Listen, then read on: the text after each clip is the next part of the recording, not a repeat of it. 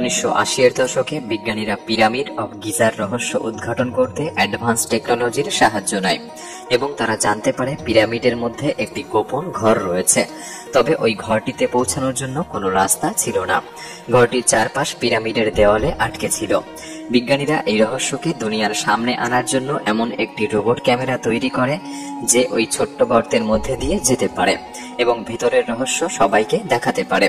1993 সালে ওই রোবট ক্যামেরাটিকে এই গর্তের মধ্যে প্রবেশ করানো হয়, কিন্তু 200 মিটার যেতে না যেতেই রোবটটিকে থেমে যেতে হয়, কেননা সামনের রাস্তা বন্ধ ছিল। ক্যামেরার মাধ্যমে বিজ্ঞানীরা দেখতে পায় সামনে দুটি পাথরের স্ল্যাব রয়েছে এবং তাদের দুটি তামার হ্যান্ডেল লাগানো রয়েছে। এমন অবস্থায় বিজ্ঞানীরা ওপারে যেতে পারছিলেন না।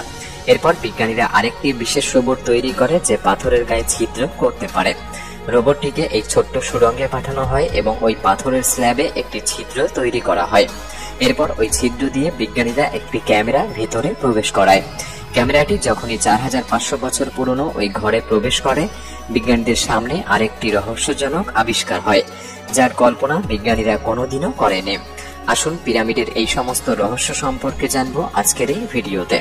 এই ভিডিওটি সম্পূর্ণ দেখার অনুরোধ রইল। মিশরের পিরামিড বর্তমানে বিজ্ঞানীদের জন্য এমন একটি বিষয় হয়ে দাঁড়িয়েছে যে তারা যতই রহস্য উদ্ঘাটন করার চেষ্টা করে আরেকটি নতুন রহস্য তাদের সামনে এসে পড়ে।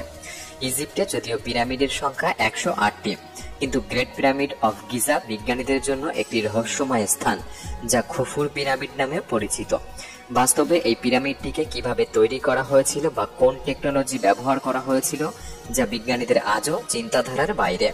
এমনটা মনে করা হয় যে এই পিরামিডটি তৈরি করতে প্রায় 20 বছর সময় লেগেছিল এবং পিরামিডের পাথরগুলি 800 মিটার দূর থেকে বহন করে ধাপে ধাপে তৈরি করা হয়েছিল। প্রাচীন তথ্য অনুসারে এই পিরামিডগুলিকে মিশরের রাজাদের কবরস্থান বলে মনে করা হয়, কিন্তু বিজ্ঞানীদের খোঁজ অনুসারে এই পিরামিডগুলি মোটেও একটি কবর স্থান নয়। আজকের দিনে গিজার পিরামিডটিকে দেখে যদিও একটি পাথরের স্তূপ বলে মনে হতে পারে, কিন্তু বিশেষজ্ঞরা মনে করে প্রাচীন সময়ে যখন পিরামিডটি তৈরি করা হয়েছিল এর চারিধার পলিশড লাইম স্টোন দিয়ে সজ্জিত ছিল, যে কারণে এর উপর যখন সূর্যের আলো প্রতিফলিত হতো পিরামিডটি উজ্জ্বল হয়ে উঠত এবং এর সৌন্দর্যকে আরো বাড়িয়ে তুলত। পিরামিডের উপরিভাগে যে খালি অংশটি আজ দেখা যায় তা একসময় সোনার ক্যাপস্টোনে সজ্জিত ছিল, যা একইভাবে সূর্যের আলোকে প্রতিফলিত করত এবং অনেক দূর থেকে পিরামিডের চূড়াকে দেখা যেত। কিন্তু সময়ের সাথে সাথে পিরামিডের পলিশড দেওয়াল নষ্ট হয়ে যায় এবং মাথার উপরে থাকা সোনার ক্যাপস্টোন চুরি হয়ে যায়। আজকের দিনে পিরামিডের উচ্চতা যতটা দেখা যায়, আজ থেকে 4500 বছর আগে এর উচ্চতা আরো বেশি ছিল। সময়ের সাথে সাথে পিরামিডের নিচের অংশ কিছুটা বালির নিচে তলিয়ে গিয়েছে এবং পূর্বের তুলনায় এর উচ্চতা কিছুটা কমে গিয়েছে। এবং যদি আপনি পিরামিড তৈরির নির্ভুলতার পরিমাপ অনুমান করেন, তাহলে একটি উদাহরণ থেকে জানতে পারবেন যে তারা আগে থেকেই পৃথিবীর সঠিক আকার এবং সৌর বিষুব সম্পর্কে অবগত ছিলেন। আসলে সৌর বিষুব হলো এমন একটি ঘটনা যখন সূর্য পৃথিবীর বিষুব রেখা অতিক্রম করে, যে সময় সূর্যকে বিষুব রেখার উত্তর বা দক্ষিণের পরিবর্তে সরাসরি নিরক্ষরেখার উপরে দেখা যায়। এই বিষুব দিবসে দিন এবং রাত 12 ঘন্টার হয়ে থাকে, যে ঘটনা প্রতি বছর দুবার ঘটে, প্রায় 21শে মার্চ এবং 23শে সেপ্টেম্বর। এখন মূল বিষয়টি হলো, যদি এই 12 ঘন্টাকে সেকেন্ডে রূপ দেওয়া হয় তা হয় 43,200 সেকেন্ড, এবং 43,200 সেকেন্ডকে যদি গ্রেট পিরামিডের উচ্চতা 146.60 মিটারের সাথে গুণ করা হয় এবং ওই গুণফলকে যদি কিলোমিটারে রূপান্তর করা হয় তা 6333 কিলোমিটার হবে, যে দৈর্ঘ্য পৃথিবীর মেরু ব্যাসার্ধের সমপরিমাণ। এবং পিরামিডের পরিধিকে যদি আপনি 43,200 এর সাথে গুণ করেন, যে ফলাফল পাবেন তা পৃথিবীর যা পরিধি তার সমপরিমাণ। এবং আরো একটি বিষয়, পিরামিডের মোট 4টি সাইড নয় বরং 8টি সাইড রয়েছে। সম্পূর্ণ সাইডগুলি সৌর বিষুব দিবসে দেখতে পাওয়া যায়। আপনি এখন এই ঘটনাগুলিকে একটি অলৌকিক ঘটনা বা মিশরবাসীর কোনো অ্যাডভান্স টেকনোলজি বলতে পারেন, কিন্তু এটা আপনাকে স্বীকার করতেই হবে যে তারা পৃথিবীর পরিমাপ সম্পর্কে অনেক আগে থেকেই জানতেন, যে পৃথিবীর পরিমাপ সম্পর্কে আমরা বর্তমান সময়ে আধুনিক টেকনোলজির ফলে জানতে পেরেছি। যখন স্যাটেলাইটগুলিকে আকাশে পাঠানো হয়েছিল এবং তারা পৃথিবীর ম্যাপ তৈরি করে সঠিক পরিমাপ করেছিল, তাহলে একটি বড় প্রশ্ন ওঠে যে প্রাচীন মিশরবাসীরা এত সঠিকভাবে পৃথিবীর পরিমাপ কিভাবে করেছিল, যেখানে পিরামিড আজ থেকে প্রায় 4500 বছর আগে তৈরি করা হয়েছিল। গ্রেট পিরামিড মোটামুটি 23 লাখ লাইমস্টোন দিয়ে তৈরি এবং এর এক একটি পাথর 2 থেকে 3 টন ওজনের। কিছু কিছু পাথরের ওজন 80 টনেরও বেশি। গ্রেট পিরামিডের বেসমেন্ট 13 একর এলাকা জুড়ে, যেখানে এর উচ্চতা 881 ফুট, যা আইফেল টাওয়ার তৈরির আগে গ্রেট পিরামিড পৃথিবীর সবচেয়ে উঁচু স্থাপত্য ছিল। গ্রেট পিরামিডের পাশে আরো দুটি ছোট পিরামিড রয়েছে এবং এই তিনটি পিরামিডের পশ্চিম এবং পূর্ব দেওয়াল উত্তর মেরুর দিকে অবস্থান করে। তাহলে এখানে একটি বিবেচনার বিষয় যে ওই সময় কোনো কম্পাস তখনও আবিষ্কার হয়নি। তাহলে কিভাবে তারা এত সঠিকভাবে উত্তর মেরুকে পরিমাপ করতে পেরেছিল? তাদের পিরামিড তৈরির এই নির্ভুলতা প্রমাণ করে যে তারা আগে থেকে হয়তো উত্তর মেরুর অবস্থান সম্পর্কে জানতে পেরেছিলেন। এছাড়াও অবাক করার বিষয় হলো, যে যুগে পিরামিড তৈরি হয়েছিল সেই যুগে এমন কোনো মেশিন ছিল না যে বড় বড় পাথরগুলিকে ক্রেনের মাধ্যমে উপরে তুলে নিয়ে যাওয়া যেতে পারে, বা এমন কোনো কাটিং মেশিন ছিল না যে পাথরগুলিকে এমন সমান্তরালভাবে কাটা যেতে পারে।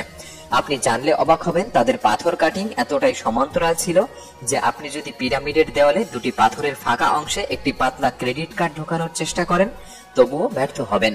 এমনকি তাদের কাছে চাকাওয়ালা কোনো গাড়ি ছিল না যে ভারী ভারী পাথরগুলিকে তারা 800 মিটার দূর থেকে টেনে পিরামিড তৈরির সাইডে আনতে পারবে।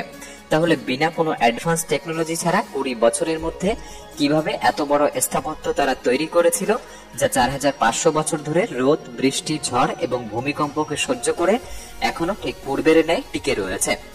যেমনটা আগেই আমি বলেছিলাম, বিনা টেকনোলজিতে এই পিরামিড 20 বছরের মধ্যে তৈরি করা হয়েছিল। এই 20 বছর যদিও শুনতে অনেকটাই মনে হতে পারে, তবে লজিক্যালি যদি দেখা যায় এত কম সময়ের মধ্যে এই গ্রেট পিরামিড তৈরি করা প্রায় অসম্ভব বলে মনে হয়। কেননা এই পিরামিডে 23 লাখ ভারী ভারী পাথর রয়েছে। যদি হিসাব করা হয় প্রতি 4 মিনিটে একটি করে পাথর এবং রাত দিন 24 ঘন্টা না খেয়ে না ঘুমিয়ে 20 বছরে 23 লাখ পাথর স্থাপন করা যেতে পারে। এর মানে হলো প্রতিদিন 24 ঘন্টা আপনাকে অনর্গল কাজ করে যেতে হবে। টানা 20 বছরে আপনি একদিনও ছুটি নিতে পারবেন না। তাহলে ভেবে দেখুন প্রতি 4 মিনিটে এমন ভারী পাথর স্থাপন করা কিভাবে সম্ভব। এবং সবচেয়ে গুরুত্বপূর্ণ বিষয় হলো প্রতি 4 মিনিটে 800 কিলোমিটার দূর থেকে গিয়ে পাথর কাটা, বহন করা এবং পিরামিডের উপর সঠিকভাবে স্থাপন করা, এগুলি কোনোভাবে সম্ভব মনে হয় কিনা। কিছু কিছু পাথরের ওজন প্রায় 80 টন, যা উপরে টেনে তুলতেই প্রচুর সময় লেগে যাওয়ার কথা। সুতরাং এটি একটি রহস্যের জন্ম দেয় যে 20 বছরের মধ্যে তারা কিভাবে ভারী ভারী পাথরগুলিকে একে অপরের উপর সাজিয়ে এই পিরামিড তৈরি করেছিল। যখন বিজ্ঞানীরা এই রহস্যের সমাধান করতে ব্যর্থ হয় তখন যুগে যুগে বিভিন্ন কনস্পিরেসি থিওরি জন্ম নেয়। কিছু বিশেষজ্ঞ পিরামিড তৈরির থিওরিতে বলে যে বিনা অ্যাডভান্স টেকনোলজিতে পিরামিড কিভাবে তৈরি করা হয়েছিল, যা বেশ আকর্ষণীয় তথ্য। প্রথমত, পিরামিডের বেসমেন্ট। ভারী ভারী পাথর দিয়ে তৈরি এই পিরামিডের বেসমেন্ট যত বড় হবে এই পিরামিড তত শক্তিশালী করা সম্ভব হবে। এবং গিজা পিরামিড যে জায়গায় অবস্থিত তার চারপাশের জমি খুবই এবড়োখেবড়ো, সুতরাং এই জমিকে সমতল করতে তারা সম্ভবত এই ধরনের যন্ত্র ব্যবহার করত।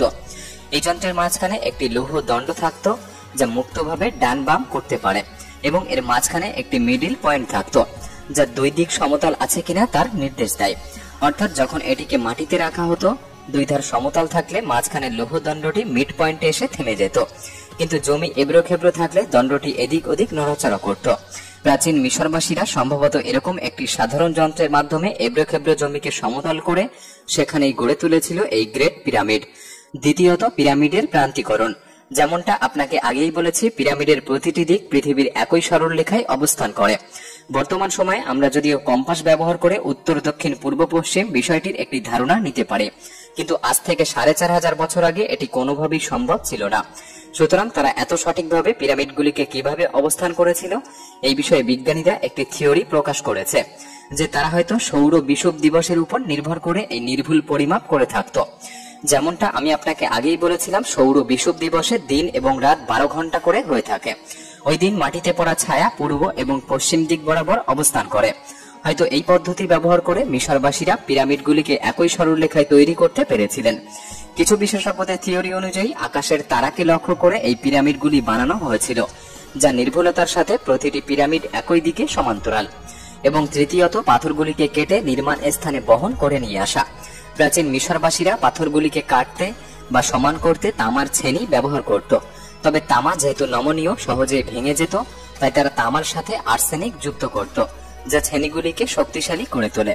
এই তামা এবং আর্সেনিক দিয়ে তৈরি শক্তিশালী ছেনিগুলিকে তারা কাঠের হাতুড়ি ব্যবহার করে পাথরে আঘাত করত, যা থেকে ঘন্টার পর ঘন্টা ব্যয় করে একটি পাথরকে সমান্তরাল শেপে আনা হতো। এবং বেশি শক্তিশালী পাথর যেমন গ্রানাইট, এগুলিকে তারা ডোলেরাইট ব্যবহার করে ভেঙে থাকতো। শক্ত এই পাথরগুলিকে ভাঙার জন্য তারা একটি বিশেষ পদ্ধতি ব্যবহার করে থাকতো। পাথরের ফাঁকা অংশগুলিতে কাঠের টুকরো ঢোকানো হতো এবং জল দিয়ে ভেজানো হতো। কাঠের টুকরোগুলি যখন জলকে শুষে নিত এবং প্রসারিত হতো, তখন পাথরটি ফাঁকা বরাবর ভাগ হয়ে যেত। পাথরগুলিকে কাটার পর সবচেয়ে কঠিন বিষয় হয়ে দাঁড়াতো সেগুলিকে নির্মাণ সাইটে নিয়ে আসা। এর জন্য তারা জলপথের মতো সহজ পথকে বেছে নিত। কখনো কখনো বড় বড় পালতোলা জাহাজের মতো ব্যবহার বা ছোট জায়গাগুলিতে ভাসমান কাঠ ব্যবহার করে বলদ দিয়ে টানা হতো। এবং এর পরবর্তী ধাপ এই ভারী পাথরগুলিকে কিভাবে পিরামিডের উঁচু অংশে পৌঁছানো হতো। বিশেষজ্ঞদের মতে এই ভারী পাথরগুলিকে তারা হয়তো 3টি পদ্ধতিতে উঁচুতে উঠিয়ে থাকতো। প্রথমত পিরামিডের উঁচু থেকে ঢালু রাস্তা, দ্বিতীয়ত স্পাইরাল বিশিষ্ট রাস্তা এবং তৃতীয়ত জিগজ্যাগ বিশিষ্ট রাস্তা। এই 3 পদ্ধতির মধ্যে তারা যে কোনো একটি পদ্ধতি অবলম্বন করে থাকুক না কেন, এই ভারী পাথরগুলিকে পিরামিডের উপরে তোলা মোটেও সাধারণ কাজ ছিল না। এগুলি যদিও বিশেষজ্ঞদের সাধারণ ধারণা যে প্রাচীন মিশরীয়রা কিভাবে পিরামিডগুলি তৈরি করেছিল, কিন্তু যদি প্র্যাকটিক্যালি বিষয়টি ভাবা হয় তবে পিরামিড তৈরির কঠিনতার কাছে এই সমস্ত থিওরি অসম্ভব বলে মনে হয়। পিরামিড তৈরি থিওরিগুলি যদিও মুখে বলা সম্ভব, কিন্তু প্র্যাকটিক্যালি কতটা সম্ভব তা নিয়ে সন্দেহ থেকেই যায়। কিন্তু এতদিন পর্যন্ত যতগুলি থিওরি তৈরি হয়েছে তার মধ্যে এই থিওরিগুলি মোটামুটি ভাবে কিছুটা সঠিক বলে মনে করা হয়। আসলে পিরামিডের রহস্য যতটা আমরা ভাবি তার থেকেও আরো গভীর।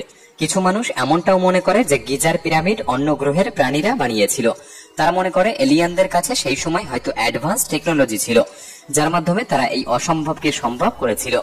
কিন্তু আসল সত্যটা কেউই জানে না। বাস্তবে গ্রেট পিরামিড কতটা রহস্য লুকিয়ে রেখেছে এর কল্পনাও করা যায় না। 2001 সালে যখন পিরামিডের গোপন ঘরটি খোঁজার পর আরো একটি রোবোটিক ক্যামেরা এর ভেতরে পাঠানো হয় এবং সামনের স্ল্যাবটি ছিদ্র করে সে যখন ভিতরে প্রবেশ করে, সামনে আরো একটি পাথরের দেওয়াল দেখা যায়, যে দেওয়াল ওই সুড়ঙ্গটিকে বাধা দিয়ে রেখেছিল। কিন্তু ওই জায়গায় থেকে ক্যামেরার অ্যাঙ্গেল যখনই নিচে করা হয়, বিজ্ঞানীরা তখন দেখতে পায় লাল রঙের কিছু অক্ষর, যা পিরামিড তৈরির সময় লেখা হয়েছিল। কিন্তু দুর্ভাগ্যের বিষয়, লাল রঙের ওই অক্ষরগুলি যে ভাষায় লেখা হয়েছিল ওই ভাষাগুলি কেউই উদ্ধার করতে পারেনি। বিজ্ঞানীরা ভাষাটিকে ডিকোড করার চেষ্টা করেছিল, কিন্তু ওনাদের ধারণার বাইরে ছিল। বিজ্ঞানীরা মনে করে পিরামিড স্ক্যান করার সময় তারা যে গোপন ঘরটি দেখেছিল তা ওই শেষের দেওয়ালের ওপাশেই রয়েছে। কিন্তু এখন সবথেকে কঠিন চ্যালেঞ্জ ওই স্ল্যাবের ওপাশে কিভাবে প্রবেশ করা যায়, কেননা গ্রেট পিরামিড একটি প্রাচীন স্থাপত্য এবং ওই গোপন ঘরে প্রবেশ করতে হলে প্রবেশ পথে আসা সমস্ত বাধা ভেঙে ফেলতে হবে। সুতরাং কোনো দেশের সরকারই চাইবে না তাদের এমন প্রাচীন স্থাপত্যের কোনো ক্ষতি হোক, কারণ প্রাচীন স্থাপত্য একটি অমূল্য রত্ন, যা কোনো এক্সপেরিমেন্টের জায়গা নয়। গোটা দুনিয়া থেকে এই অমূল্য রত্নের স্বাদই মানুষেরা গ্রহণ করতে আসে।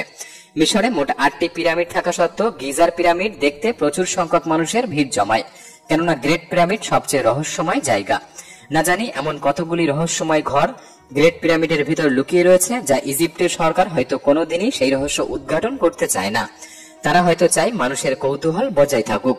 হয়তো সেই কারণেই মিশরের প্রাচীন পুরাতত্ত্ব মন্ত্রী জাইহাওয়াস গ্রেট পিরামিড থেকে পাওয়া কিছু সন্দেহজনক জিনিস গোপনে চুরি করে নিয়েছিলেন। আসলে ভবিষ্যৎ বলতে পারবে গ্রেট পিরামিডের ভেতরে কি রহস্য লুকিয়ে রয়েছে। গ্রেট পিরামিডের মতোই এমনই একটি রহস্যময় জায়গা রয়েছে, যে জায়গা সম্পর্কে পৃথিবীর সমস্ত মানুষের কৌতূহল কোনোদিনও শেষ হবে না। যে জায়গাটি হলো এরিয়া 51। আপনি যদি ইন্টারেস্টেড হন আমাদের কমেন্ট বক্সে লিখে জানাতে পারেন। আমরা চেষ্টা করব ভিডিওটি উপস্থাপন করার। আজকের ভিডিওটি ভালো লাগলে একটি লাইক করতে পারেন। তাহলে দেখা হচ্ছে পরবর্তী নতুন একটি এপিসোডে। ধন্যবাদ।